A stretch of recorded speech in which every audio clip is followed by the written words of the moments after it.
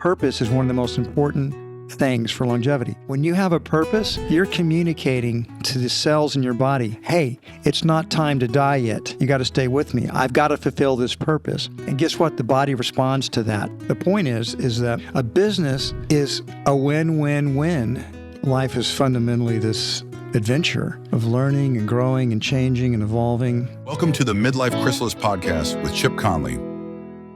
Well, I'm excited about this episode with John Mackey, the founder of Whole Foods Markets and the new founder of Love Life. The reason is John, in the course of this episode, talks about the lessons he's had along the way.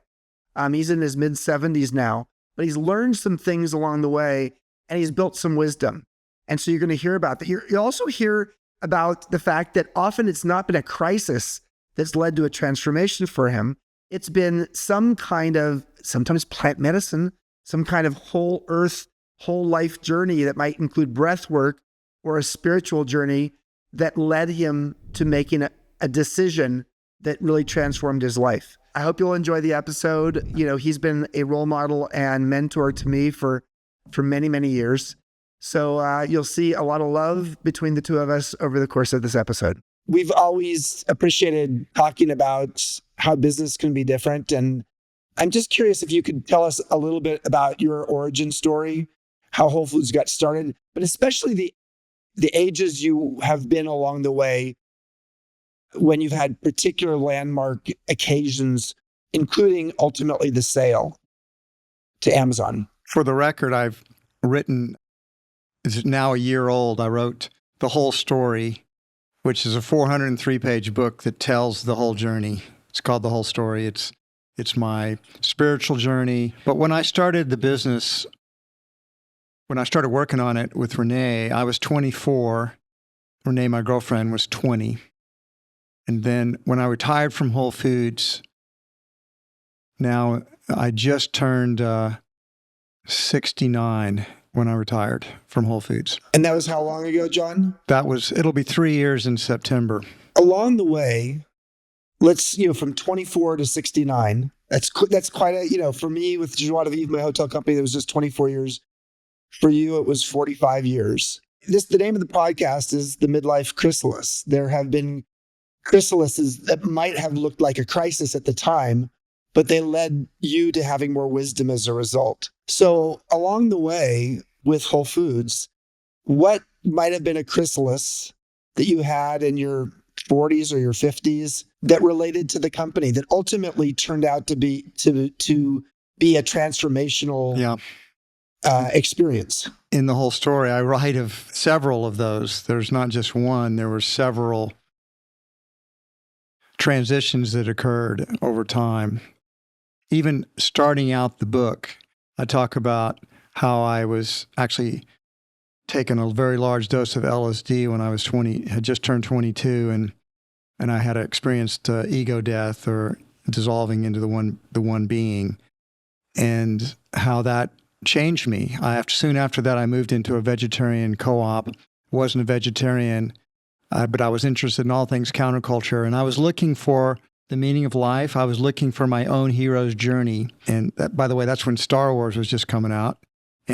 And I found it. I found it in food. I moved into this housing co-op that was vegetarian. I became a vegetarian. I became the food buyer. I was passionate. I learned how to cook. I was passionate about all things food. I'd never made the connection before then how important it was to nourish the body and not just fuel it. I thought I was a car and I needed to go in the gas station, drive through Jack in the Box or McDonald's, fuel up and be on your way. So that changed everything for me. And then we launched the business, and I suppose the next big thing that occurred that had a big impact on me that is worth mentioning was at age 31, 1984, I took MDMA for the first time when it was still legal. And that was a huge heart-opening experience for me. And I realized then, which I've never forgotten, is that love is the most important thing in life. And then I wanted to make Whole Foods the happiest place to work in America. and I wanted to open up love, to build a company based on love. And so that was a huge transformational point for me personally and for Whole Foods, I might add. That also led to one of my co-founders was so upset. He had nicknamed me Wacky Mackey because I was going off and I wanted to start a holistic health place called LifeWorks. Oh, that's when I also started doing breath work, and I also started to meditate, and I also studied the Course in Miracles, which I've been studying ever since. So over 41 years now studying that Course in Miracles. That's been a big part of my spiritual path. And I think the next big transition, now we're getting into my 30s, right? So I break up with my first wife after about 6 years, and that's obviously a big transformation. I didn't have any children with her, but she had 3 stepdaughters, of which I'm close to all 3 of them still. They're all adults now, obviously. But then I found my true love. I found my soulmate, Deborah. We've been together now 35 years. She's a very, very loving person, the most loving person I've ever known. And so I was on this path of love, and then I'm with her. And so that part of my being has really continued to develop through that relationship. I went through this transition of breaking up in my mid-30s, finding my great true love. And meanwhile, Whole Foods is continuing to grow and grow and grow and grow. And co-founders are leaving, new people are coming on, the business is accelerating. But I was in a really good space for that to happen. So I do think the mid-30s was early 30s to mid-30s was a huge period of transformation for me personally. And then really the next really pivotal event was when Whole Foods we were attacked by the shareholder activists who were trying to take over our company. There were a couple of coup attempts along the way in the journey that had a big impact on me as well, but I'm skipping over those for brevity's sake. But then when this shareholder activist came in, that ultimately led to the sale of the company to Amazon. So that's something most people don't understand. We didn't want to sell to Amazon. We wanted to stay independent. I just didn't think we were going to be able to do it, or that they were going to take us over. They told us they were. I thought we needed time to lower prices and do a big reset, and we weren't going to have time to do it. So Amazon was our best solution. And then, of course, retiring from Whole Foods now, not quite 3 years ago, that was a big transition as well. So there's lots of different transitions over that, or transformations over that period of time. Yeah, there's a lot to unpack there. So let's start with the idea of, it feels as if whether it was through psychedelics or through breath work or other modalities, personal growth and wellness modalities, many of your transformations were not necessarily a result of something bad happening, but it was more like a mind-opening experience or a heart-opening experience when it comes to Deborah. Is that pretty accurate, John? Absolutely. And along the way, I think one of the things that's interesting that you talked about love. And as a Californian, I grew up with this point of view, which was, oh my God, people from Texas, business people from Texas are just hardcore and tough. And then, you've got Southwest Airlines, where the stock ticker symbol is LUV. And you have Whole Foods Markets that was built on love. Talk about what it was like to do business in Texas back in the day, long ago when you were getting started. And Austin, where you started, was a relatively small place. Most people didn't know the cool, fun, hipster side of Austin. So talk about that if you don't mind. One way I explain Austin to people is I got there in 1972. And went to the University of Texas, my freshman year at Trinity University in San Antonio. When I got to Austin, the metro area, the MSA, was 250,000 people, of which 50,000 were students at the University of Texas. Today, it's 2.6 million people. It's literally more than 10 times larger than it was. Still 50,000 students at UT. So it was a state capital, but you might say back in 1972, it didn't have a tech industry really at all. Dell Computer. Michael Dell was still in junior high school, he's 10 years younger than me. It was a state capital, and it had a university, and it had a music scene. The music scene goes way back. So they were cosmic cowboys because they had a country and western, and then sort of a rock and roll country synthesis. That was kind of Austin. It was very inexpensive place to live. No traffic. No traffic. You could get anywhere in Austin in 10 minutes back then. Although I will point out many of the roads people are familiar with didn't exist. So the north part of Austin was where Round Rock is and where Dell Computer is. It was just, just fields. So Austin's changed and grown a lot. I mean, Whole Foods contributed to that growth, honestly. We were next to Dell, we're probably still the second most successful large. Let's say if Elon Musk really moves his headquarters to Austin, then that will no longer be true. But for a long time, we were always number 2 to Dell. We've seen it all grow up around us. Based upon the wisdom you've cultivated over the years, and I believe that our painful life lessons are often the raw material for our future wisdom. What advice might you give to that young 24-year-old or even a 44-year-old John Mackey regarding both life, but also what it means to be a CEO of a company like Whole Foods? First, I'm going to say that I get asked that question a lot, honestly. The media almost always asks me that question because you don't intend it this way, Chip, but it's kind of a got you question. Oh, yeah, I definitely don't intend it that way. No, they want you to recount your failures. And I always answer it 3 ways. The first one I say, well, it really doesn't matter because my 20-year-old self would never have listened to me. So what's the point? Or I say, well, don't get involved with Mary Kay. She's going to make you miserable. So just don't get involved with her. He wouldn't have listened to that either, probably. But the real answer is, and this is really true. I don't think I would have given my 20-year-old self any advice at all.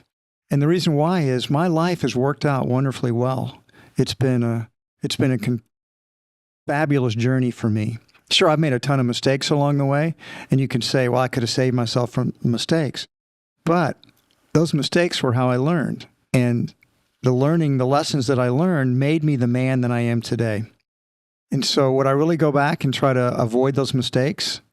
I don't think I would, because it all worked out so well. If it had been a disaster, then maybe I would, but it's worked out really well. And I like the way I am today. So, and it's been a wonderful, wonderful life. So I wouldn't change anything. What beliefs have you outgrown over the course of time, or what new beliefs have you tried on and said, like, yeah, that's sort of a new way of looking at the world that is different than maybe when I was in my 20s or 30s? First of all, that's a really long conversation because I can say a few things, but in general, I mean, what did I know when I was in my early 20s? Very little. So I would say that some things, I can give you some beliefs I've outgrown. I was an atheist before I took that large dose of LSD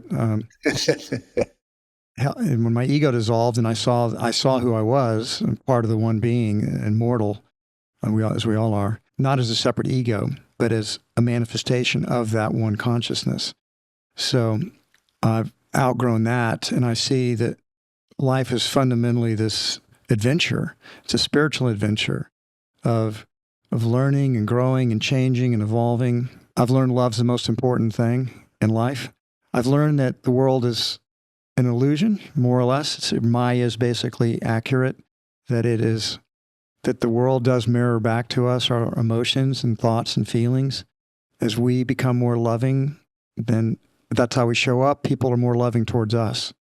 If we're kind, people are kinder to us. If we're judgmental and angry, people are more angry and judgmental towards us. So in some sense, the world is our mirror, and it reflects back to us how we're showing up. So I've learned that the best philosophy in life is what I call a win-win-win philosophy. Good for you, good for me, and good for all of us. I've learned that's pretty much a universal ethical system. I just talked about this at TED, by the way, just a couple of months ago, about the win-win-win. That was my TED Talk. So I've learned that that's a good way to interact with everybody all the time. Would you say that conscious capitalism is basically a win-win-win system, and maybe describe conscious capitalism for people? Yeah, well, I actually feel like capitalism itself, rightly understood, is a win-win-win philosophy. Not that everybody sees it that way or engages it that way. But fundamentally, business, rightly understood, is creating value for all of these stakeholders at the same time. They're creating value for customers. No one has to do business with Whole Foods Market and most people don't. We got like a 3% grocery share. So if people think it's too expensive or they don't like the products we sell, then they shop elsewhere. And so, but we have a lot of people, because the business is up to, I don't know, $23 or $24 billion a year. We got lots of people that do like that business. So the customers are benefiting or they wouldn't trade. The employees, the team members, they're voluntarily working for the business. They have other job opportunities. They don't have to work for Whole Foods. And many of them do move on, right? They find a better job and move on. But they're working there because it's a win for them or they wouldn't be doing it. Similarly, our suppliers are trading with the business. Well, the suppliers don't have to trade with you. I mean, and every business is highly dependent on its suppliers. And so they're trading with you for their own benefit, for their own gain. Similarly, investors don't have to invest. They invest because they want to get a return on their investment. And the communities that you're part of, they're absolutely essential to the business because you're not doing it in isolation. You're creating value in these communities. And if you have a bad relationship with your community, the business is really, really going to struggle. The point is that a business is a win-win-win entity. It's creating wins with all these stakeholders, customers, employees, suppliers, investors, and the communities that they're part of. That is ultimately a win-win-win system. I contrast that because most people think of business as win-lose. It's like, well, somebody's winning and somebody else is losing in competition. But rightly understood, even your competitors are winning. This is how you make progress in capitalism, because the competitors push you to get better. And you learn from your competitors. They come up with ideas and ways of doing things you hadn't thought about before. And so if you're smart, you'll copy that, and that'll make your business better. And guess what? They're studying you. So your best ideas are spreading. I mean, Whole Foods changed, people don't know this because most people are not old enough. Whole Foods completely changed the grocery business. It's so radically different than it was before we got started. Give us 2 or 3 examples of that. Well, the main thing is that when Walmart got into, they started out just selling general merchandise, but when they started selling food, when they went to the supercenter model, and that was back in the late 70s, early 80s, that completely scared all the supermarkets. How are we going to compete with Walmart? So one thing they did was they just tried to compete on price. So they had to cut back. Their stores looked more like warehouses. They cut back on labor. They didn't do as much service.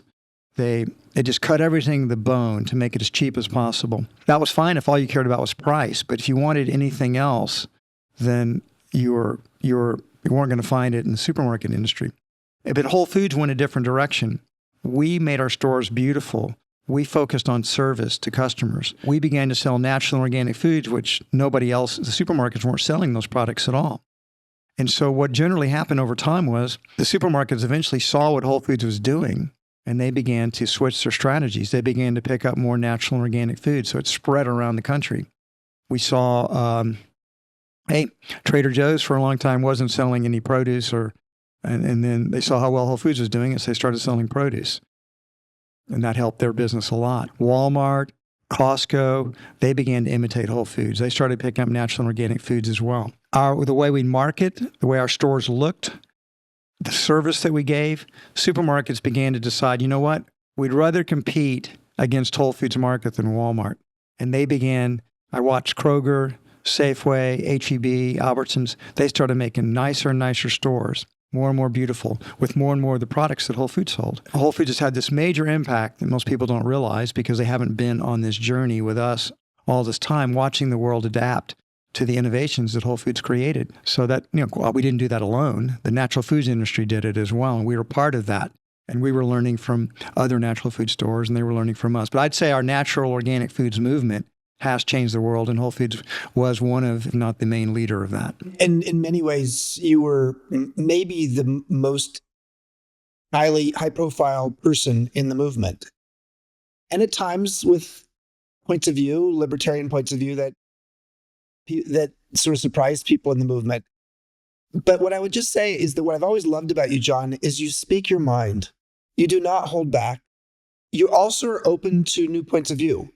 You are a curious learner. Would you say that's pretty accurate? And has that always been the case? Yes and yes, but the thing has changed for me, particularly over the last 10 to 15 years, Chip, is I still say what I think and feel, but I'm much kinder and gentler now. Again, the world is my mirror, and if I would speak hard truths to people because I thought they needed to hear it, and they would just cause reaction against it, they would cross their arms and get angry, and that was not a good strategy. It didn't work very well. So I still try to speak my mind, but I try to do it in a kinder, gentler, more loving voice. That is based upon life experience. I just regret it took me so many years to figure out most people are not convinced by evidence, rationality, or logic. Confirmation bias is far more powerful than I had realized. So I'm better now at communicating because I'm communicating with love and instead of with sort of passionate arguments that weren't persuading anybody anyway. Yeah, you certainly would have won the debate society in high school or college. You were a good debater. Well, I was a debater, and I still debate publicly Yes. from time to time. But what I've learned is that it doesn't work that well. What works better is to be a good listener and really understand the other person's point of view so well that you can articulate it back to them, and then they can begin to trust you because they feel heard and understood.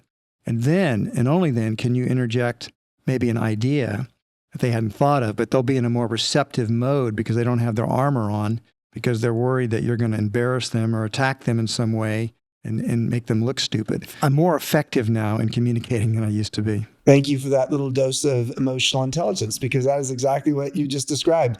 So I want to understand for you, knowing that you had to sell Whole Foods 3 years ago. That was back in 2017, so it was 8 years ago. I retired 3 years ago, but I stayed on after Amazon bought I signed a 5-year contract with Amazon after the sale. They wanted me to stay on, so I fulfilled my commitment. Thank you for correcting me, because I want to know what it was like psychologically, emotionally, to have that shift of no longer being in charge, but certainly having influence. And how did that affect you on a more deeply personal level? Oh, that's a great question. So the first thing is that, let me just say, people tell me all the time Whole Foods is a different company now that Amazon's bought it. And it's true.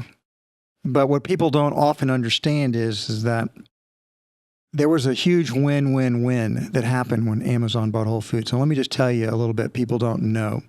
So our biggest problem, the thing I talked about with Amazon before we agreed to sell to them, I said, guys, we need to drop our prices. And these shareholder activists, if you're selling something for $1 and you start selling it for 90 cents, well, in the short term, your sales just drop 10%. Your same store sales drop 10%, and your profits probably drop 30 or 40% with those price reductions. Now, if you do it and you have enough time, the word will get around. Wow, Whole Foods is a lot less expensive than it used to be, so I'm going to do more shopping there. But there's a lag period. With shareholder activists trying to take over your company, you don't have the luxury of doing it. But that's what we needed to do. Our competition, the supermarkets had caught up. They were beating us in price. They were beginning to match us and get closer to matching us in quality. Their stores were nicer, looking better. We were faced with some really tough competition. So we needed to drop prices. We just couldn't do it as an independent company. So one of my first conversations with Amazon was, guys, here's what we need to do strategically. Are you willing to let us do this? And they were. We dropped prices 4 times in the first 2 years after Amazon bought Whole Foods. That cost Amazon hundreds of millions of dollars in lost profits. But it positioned Whole Foods, Amazon was willing to think long term and let us do it. And that's paid off because you very seldom hear the whole paycheck joke any longer. It's because Whole Foods is far more price competitive. We still think we have the highest quality, but the gap between our prices and our competitors is greatly lessened. Secondly, our team members benefited. It was a win for them because within 30 days of making that deal, Amazon raised the hourly pay of everybody that was not on salary, but everybody that was working for the company hourly got a pay increase. The minimum went to $15 an hour back in 2017, which is very good pay in 2017 for the lowest pay.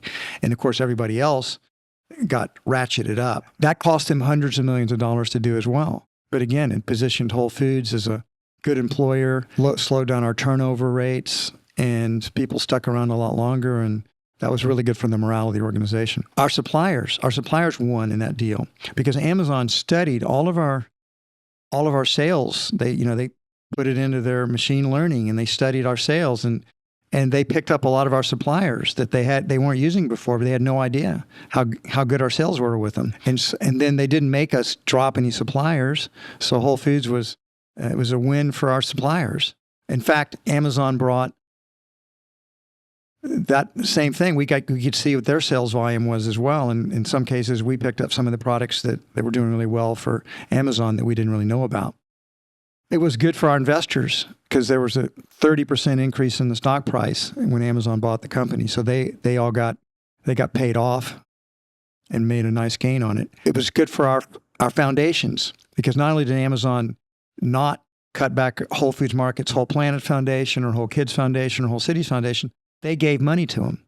They helped us improve the mission of those organizations. And I suppose finally the government gained because there were lots more taxes paid by the shareholders, by the higher wages the team members were getting. It was a win-win-win all around.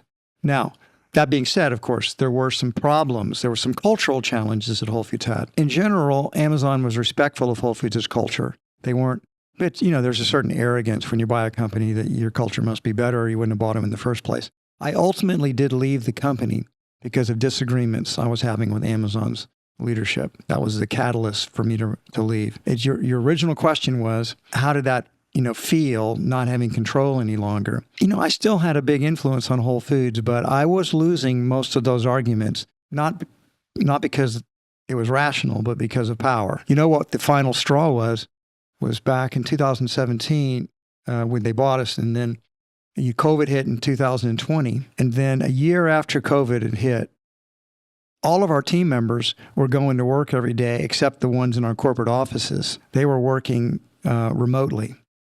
And I just thought that was terrible for the morale of the organization, that we had this sort of privileged elite. Everybody else had to go work, but our privileged elite could work at home. So I was talking to Amazon about it. I said, look, this is terrible for our culture. It's terrible for morale. I got to bring these people back. It's been a year. The vaccinations are out now. I'm going to do a call back to office. And they wouldn't let me do it. And I remember talking to the guy I was reporting to, Dave Clark, who at that point was one of the 3 CEOs at Amazon. And I said, Dave, look, this is terrible for morale. You can see that we really need to bring people back. It's the culture's fraying as a result of this. And he wouldn't let me do it. And I said, trust me, I'm the general in the field. Trust me, I know what's best for Whole Foods.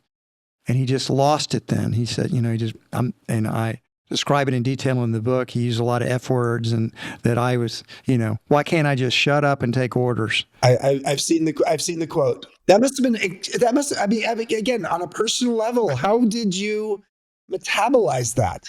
I realized when I left that day, I think it's time for me to go. But that's such a big decision because after that, at that point, after 44 years, and I love Whole Foods. It's my daughter. It's my child. I love it so much. But I didn't come to a hasty decision. I sat on it for several months, talked to people I love and care about, examined my own heart. What's the right thing for me? What's the win-win-win? What's good for me? What's good for Whole Foods? What's going to be good for the world at large? And there was something else I wanted to do, which is, Love Life. That's my shirt. I wanted to create this holistic health center. I wanted to do it. And I really felt like that it was time for me to move on. I'd done what I could do. I couldn't protect Whole Foods anymore from Amazon. I was losing all the fights, all the arguments. And I had a passion. I wanted to go try this, and I knew I'd regret it if I didn't try it. So I did a guided spiritual journey. I'd read Michael Pollan's book. It's so funny. I was just about to ask you, did you use plant medicine or psychedelics or any kind of, a spiritual journey to help you with this? Because that seems to be a theme from the past. I did a 5-day, not to make the decision, but before I retired from Whole Foods, I knew this transition was going to be very difficult for me. So I did a 5-day guided spiritual journey that had plant medicines, breath work. I did 5 days of breath work as well. And I journaled, and it was all done in a one-on-one with the therapist in a retreat-like setting. I had a huge breakthrough, and I try to describe in the book. On the last day, it breath work, not in ceremony, not on plant medicines. It all came together, and I just felt for the first time in my life, I felt unconditional love for myself. I saw my innocent child that had made a lot of mistakes, but wanted to do good, had a beautiful heart. I saw that child. I loved that child. For the first time, I really felt unconditional love for myself. Then I felt unconditional love for the miracle of existence. It is a miracle to be alive. My God, it seems so incredible to be a living being. With trillions of cells, we get to see and move and touch and feel and love and have friends and create things. It's a blast. It's a miracle. And I had unconditional love for all of existence. And then finally, I had unconditional love for the Creator, for all that is, God, that we're part of, right? It's not separate, but part of that. And it was just, and I just cried and cried and cried. I cried, I don't know how long. It was just crying of joy. That really helped me make the transition. And Michael Pollan's book, I read How to Change Your Mind, and that influenced me. You know what? I'm going to do my own guided spiritual journey here. I made a lot of inquiries and found a really great woman I worked with, and highly recommend it. Michael was just here in Santa Fe, and so he's a big fan of MEA, and so this is a perfect bridge to talk about what you're doing now, because in many ways, for a lot of people at 69 years old, they would get to a place and say, okay, I'm going to retire, or I'm going to just, I don't know, be on a bunch of boards, or, whatever Boring. it is. But boring. I totally agree. John and I have a lot in common. But instead for you, John, you chose to take a path that is very simpatico to the path I've chosen as well. There's a lot of comparability between what you're doing with Love Life, which amazing name, and what we're doing here at MEA. So tell our listeners and our big community about what Love Life is about, and your first location I know has opened in LA, and you probably have other locations opening soon. What is Love Life? How's it going? And what are your biggest lessons so far? I'll unpack that. There's a lot to that, actually. The first thing, what Love Life is, it's a one-stop holistic health membership club. So our first location's in LA, down in El Segundo, Beach Cities, Manhattan Beach. And it's located literally like next door to one of Whole Foods Market's most successful stores in Southern California. So I have the advantage. I know all of the best stores Whole Foods Market has. I know what their sales are. At least I did. My data's a little stale, but I know the directions. And I'd like to say, if it doesn't work in LA, it won't work, because LA is really a very special place and in the forefront of a lot of wellness and eating and health trends in America. So, but I would have opened the first one in Austin if we could have found a location.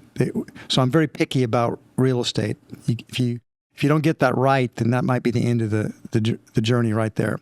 So we found a great location in El Segundo in LA area. It's an old Best Buy, so it's big. It's 45,000 square feet. That's a big box. And then we have a healthy, plant-forward restaurant. It's not a vegan restaurant, but it's plant-forward. It's healthy. It's Whole Foods, primarily plant-based. We have a state-of-the-art fitness center and gym. We have a yoga studio. We have a Pilates studio. Won't surprise you, we do breath work there. We've got a great spa, so massage, facials, the different things you might get in a high-end resort spa or a really good high-quality day spa. We have all this recovery modalities and biohacking stuff. So from cryotherapy to PIMF machines to hyperbaric oxygen chambers, red light therapy, infrared saunas, regular saunas, cold plunges, a big steam room, a lymphatic compression suit that people can wear. So we have all of these recovery modalities and healing accelerants We also have 3 pickleball courts, indoor pickleball courts. That's a community builder for us. But really the most important thing we're doing is that we have primary medical care for people. Our healthcare system, as we know, is broken in many ways. And one of the ways it's broken is we're operating on a system that I call a plumber's model. When do you hire a plumber, Chip? When something's not going well. That's generally when people see a doctor, when something's going wrong. And that's probably okay through much of history, but what's killing people today are chronic diseases, heart disease, cancer, obesity, type 2 diabetes, stroke, autoimmune diseases. These develop, in most cases, over decades. And they are very impacted by our diet and lifestyles. People are still seeing a doctor for the plumber's model, and by the time you're going to have a heart attack or a stroke or you get diagnosed with cancer, well, all they're going to do is mostly deal with your symptoms. They can't really reverse those diseases in most cases, maybe 1 or 2 cancers that can really be contained with drugs. But for the most part, they're just dealing with the symptoms. So our vision with Love Life is we now have very sophisticated testing protocols that we can use. So we're going to do comprehensive testing with people and find out the baseline. Where are they? How healthy are they? What are their opportunities? We're all on a health journey, right? So how far along are we on our health? Where are we on our health journey? And then if people start working with us, we can create a plan for them to become healthier. Then we begin to track them. So things like Apple Watches and Oura Rings and continuous glucose monitors. And I know AI is going to be a big thing. We're going to be wearing, like one of my friends was showing these Meta glasses, I think they are, that take pictures. He's got an AI that he talks to. These things are going to be integrated into our life. So we're going to have up-to-date tracking of our biometrics. And so we're going to be able to monitor ourselves. We're going to be able, and then we retest. You create a plan. So the doctor, and we have a well care team that works with our members to help them make certain changes in exercise and sleep and stress management and diet. And then we track the progress over time. So first you test, then you treat, then you track, and then you transform. That's the 4 T's. And so that's what we're trying to do. We're trying to help people become the healthiest version of themselves, not just physically, but also emotionally and spiritually. So we do have breath work. We do have meditation classes. We do yoga classes. We will do psychedelic therapy when it's legal, like it is now legal in Colorado and Oregon, and it will someday. And New Mexico now. And oh, really? Yeah, it just passed in April, and it won't be publicly available for 2 or 3 more years. But in 2 or 3 years, this is the first time anybody's hearing it. We will be offering psychedelic, actually, it's psilocybin specifically, medically assisted psilocybin cohorts here at our 2,600 acre ranch in Santa Fe. That's really great to hear, and in my own journey, when I did the guided spiritual journey, the plant medicines were psilocybin and MDMA and different combinations of it. And that's a very powerful healing combination because the MDMA is an empathogen, it opens our heart.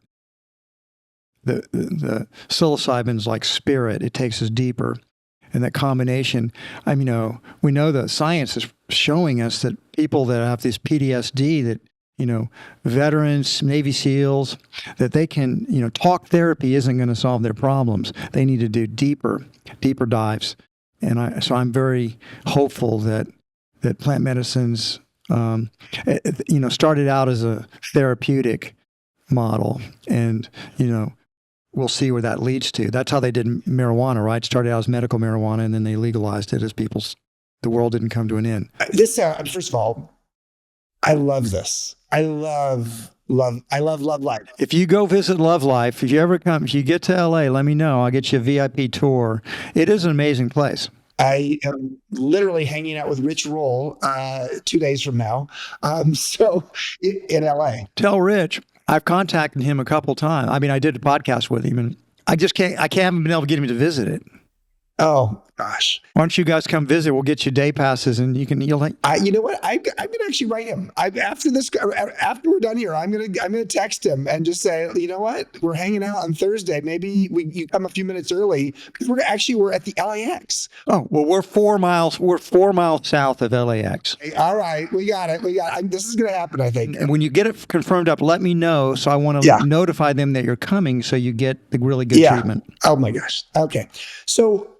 This is really the culmination of a journey from conscious eating to conscious living to conscious medicine or healthy natural medicine.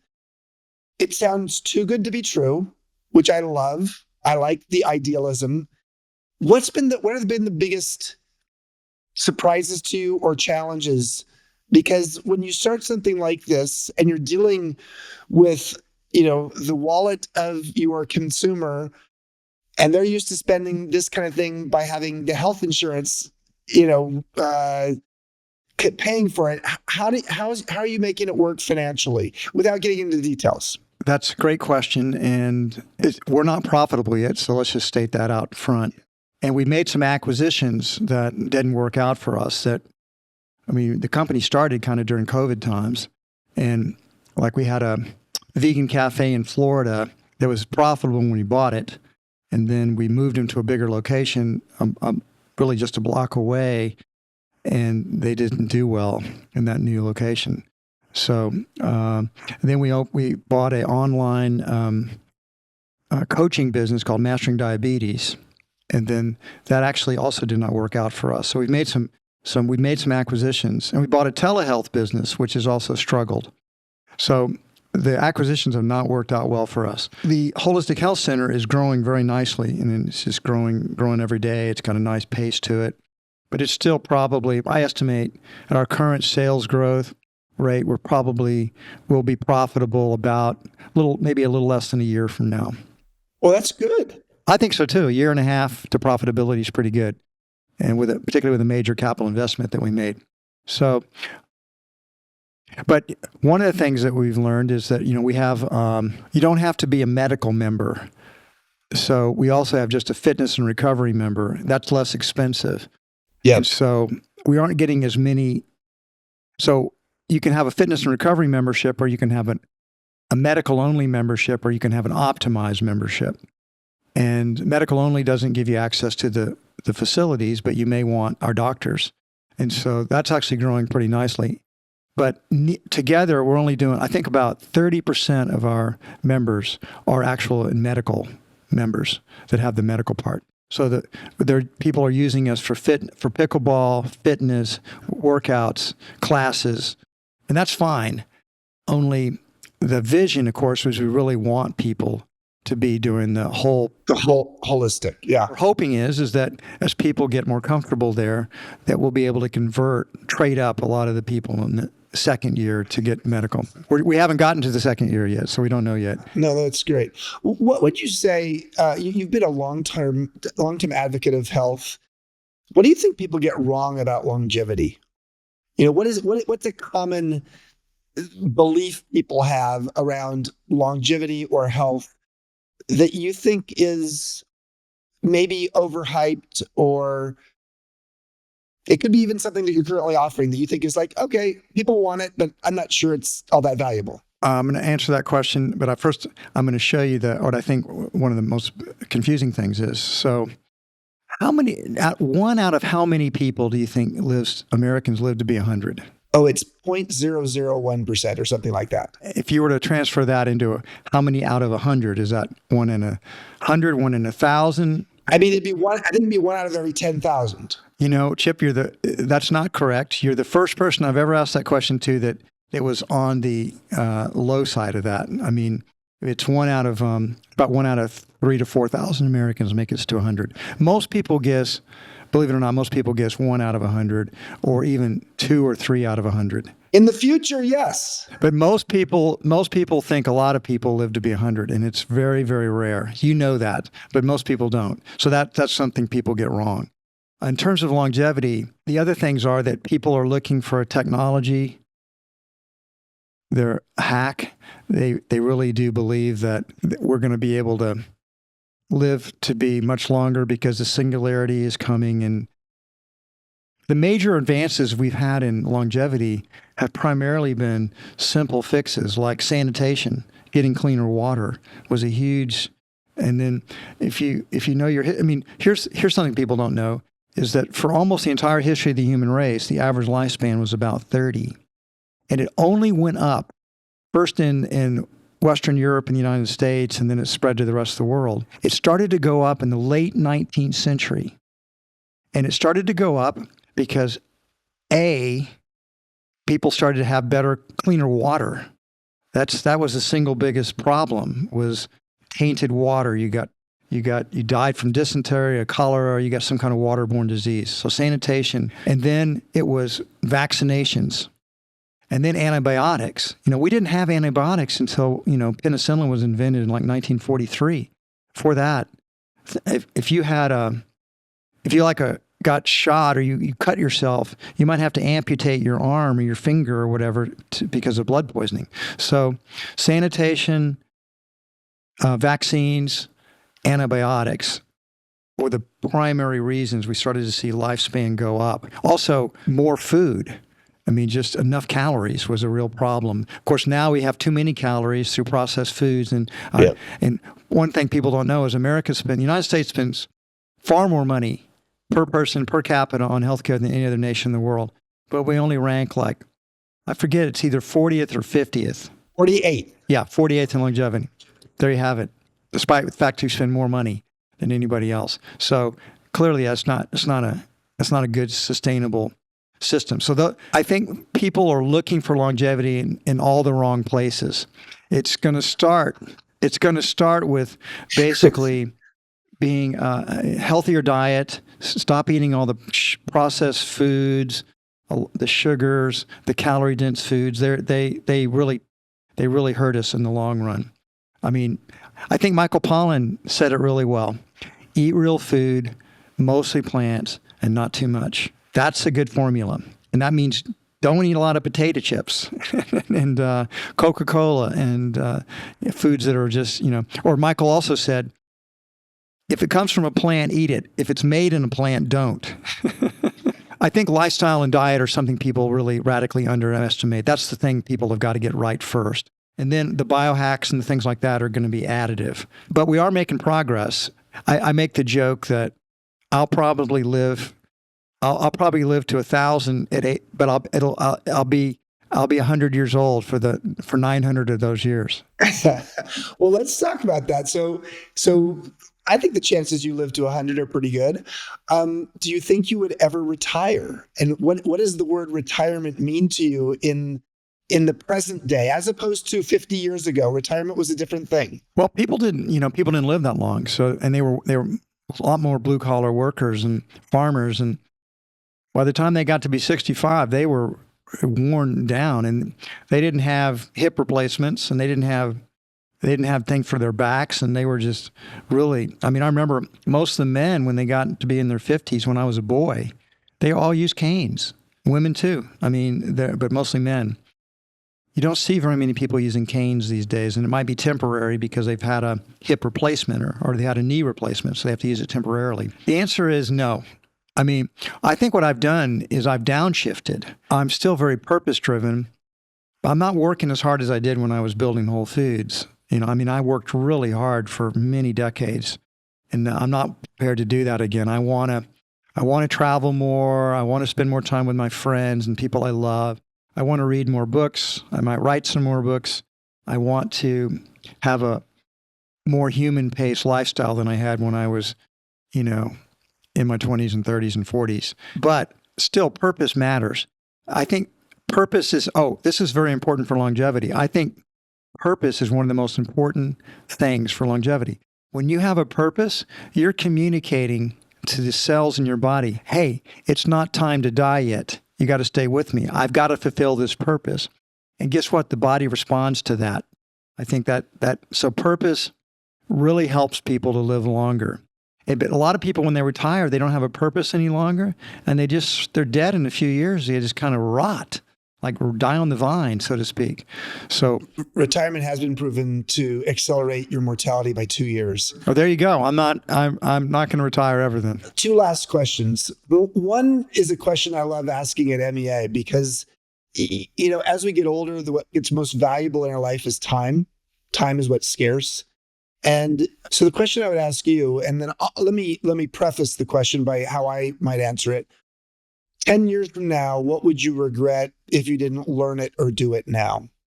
So anticipated regret about something that you may regret 10 years from now is a form of wisdom. It is a catalyst for taking action. And for me, when I moved to Baja, to Mexico part-time, learning Spanish and learning to surf was something I learned in my mid to late 50s at a time where, frankly, I had a mindset that said I was too old. But that anticipated regret helped me to see that, I don't want to have that regret in the future. We don't have anticipated regret at 20, but we certainly do have it at 50, 60, 70, 80. So what might you regret if you didn't learn it or do it now? Well, the most obvious answer is love life falls into that category. It's like, okay, Chip, I feel like I know how to help thousands of people now, but eventually millions of people to live longer, have a healthier, more vital life. Because part of what we're creating with Love Life, which I didn't mention, is a community of people. It's very difficult for people to change diets and lifestyles, but if they do it in a community of support with other people that are on a similar journey, that's the secret of AA, trying to overcome addictions for people. They're doing it in a community of support for people that are fellow travelers. So if I didn't try this, I'd regret it. I mean, I'll regret it if I fail at it, but if I hadn't tried, I always would have wondered. I always would have wondered what might have been. And so that would be a regret. Social science has shown to us that the regret of the thing you didn't do is more than twice as painful as compared to the regret of the thing you did and wish you hadn't done. I didn't know that, but it intuitively feels like that's got to be true. Yeah. Thank you for sharing that. That's great. So imagine someone 20 years younger than you has the pleasure of being able to come up to you and say, I would love to take you for tea or coffee next week for 20 minutes. And I'd love to have you show up, John, with a wisdom bumper sticker, not an actual physical one, but just like one, in essence, a piece of wisdom that you've learned along the way in your personal life, in your work life, in your spiritual life, a singular one that has your wisdom fingerprints all over it. And what's the origin story behind how you came up with that wisdom? What might that be? I think there's a few. So let me try a few out for you, because I think if I was talking to a very young person, like in their finishing up college in their very early 20s, my advice would be different. My advice would be follow your heart. Don't do things just because you just want to have financial security, or you want to please your parents, or you're just afraid to do anything else.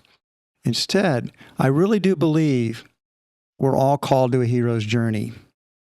And yet fear of failure, fear of ridicule, fear of being rejected by friends or family holds people back from answering that call. Like, I have a friend, for example, who really wanted to be a writer, and he became a very successful lawyer, but he never was really was happy in the law. And I remember, 4 or 5 years ago, he was talking about how he regrets that he hadn't become a writer. And I said, well, hey, you still could. You still could. And he says, no, I can't. I'm too old. And I said, there you go. Only if you think you are.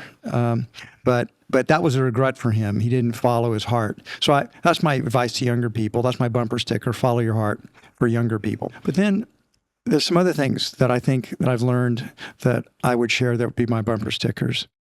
The first one I've already mentioned. Look for the win-win-win. Look for what's good for you, good for the person you're interacting with, but also good for the larger society. If you think about it, Chip, that's a complete ethical system. There's no situation you'll ever find yourself in Well, that's not the best life strategy. Win, win, win. If you take that as a framework, you will find your life to be much more successful and much happier. And the final one is a wisdom that my wife has taught me. This is the most important one of all. She says, John, it's a lot simpler than people think. Simpler to understand, not necessarily simple to execute.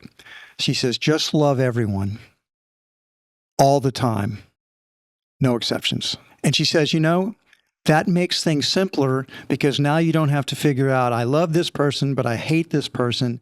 You judge this person, and you're always sorting everybody into certain categories. There's just one category.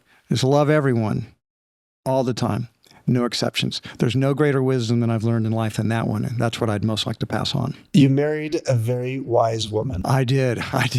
That's by far the best thing that happened in my life was meeting Deborah and marrying her. Well, I love you and I appreciate you. You've been sort of from afar, a bit of a role model for me and a mentor.